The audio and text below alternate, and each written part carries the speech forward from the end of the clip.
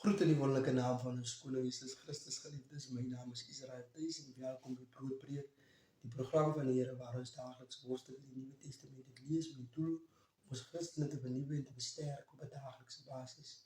Vandag begin ons met 2 Korintiërs hoofstuk 1 en die opskrif lees: Paulus en Timotheus skryf aan die gemeente in Korinthe en stuur 'n seëngroet. Hierdie brief kom van Paulus. Deur die wil van God is ek 'n apostel van Christus Jesus. Ons broer Timotheus skryf hierdie brief saam met my. Ons skryf aan die gemeente van God in Korinthe en aan al God se mense wat in die hele Agaïe woon. Mag die onverdiende goedheid en vrede van God ons Vader en die Here Jesus Christus met julle wees.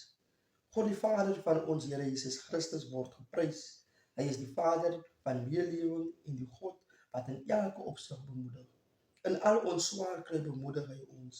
Hy doen dit sodat ons ook in staat sal wees om mense in al hulle swaar kry by te staan met dieselfde bemoediging waarmee God ons versterk het.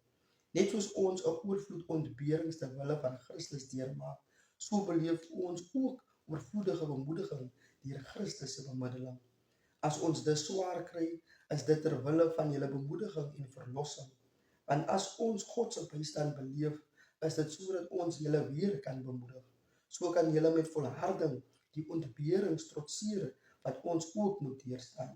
En ons verwagting wat julle betref, staan op stewige bene. Ons weet dat net soos julle deel het aan die ontberings, julle ook so deel het aan die bemoediging. Ons wil nie hê dat julle, liewe broers en susters, oningelig moet wees oor ons swaar kry in die provinsie Asië nie. Om die waarheid te sê, ons is ver bo ons kragte belas, met die gevolg dat ons selfs moed verloor het om te bly lewe. Dit het eintlik vir ons gevoel of ons die doodsvonnis ontvang het, sodat ons nie op eie onsself sou vertrou nie, maar op die God wat die dooies opwek. Dit is hy wat ons van so 'n groot doodsgevaar gered het en ons weer sal red. Hy is ons verwagting.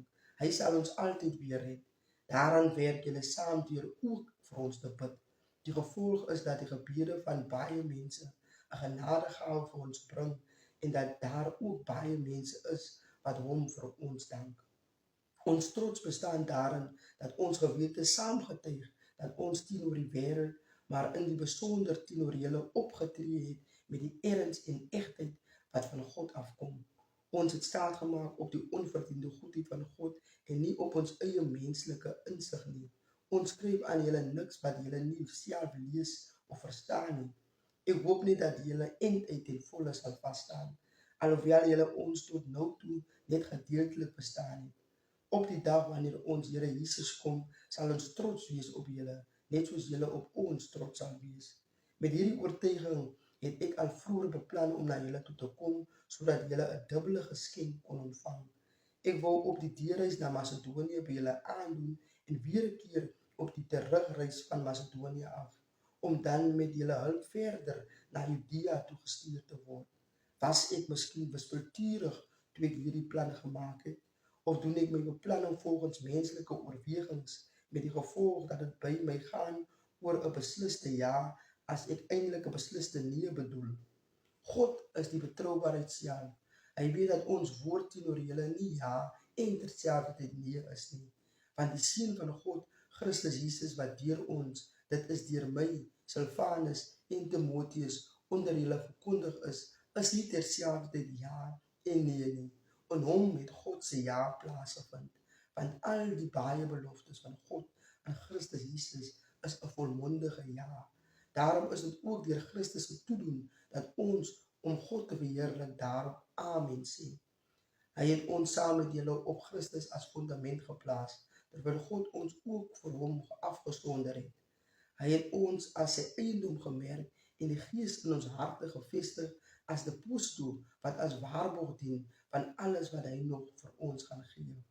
Ek roep God as getuie, alles dit teen my eie lewe, dat ek julle in ag geneem het toe ek nie weer na Korinthe toe gekom het nie. Ons wil regtig nie beheer uitoefen oor julle geloofslewe nie, maar ons is tog ook helpers om julle blydskap te bevorder. Julle is tog standvastig in julle geloof. Amen. En daar het ons geskrewe woord van God, geliefdes, onthou, die Here is lief vir u.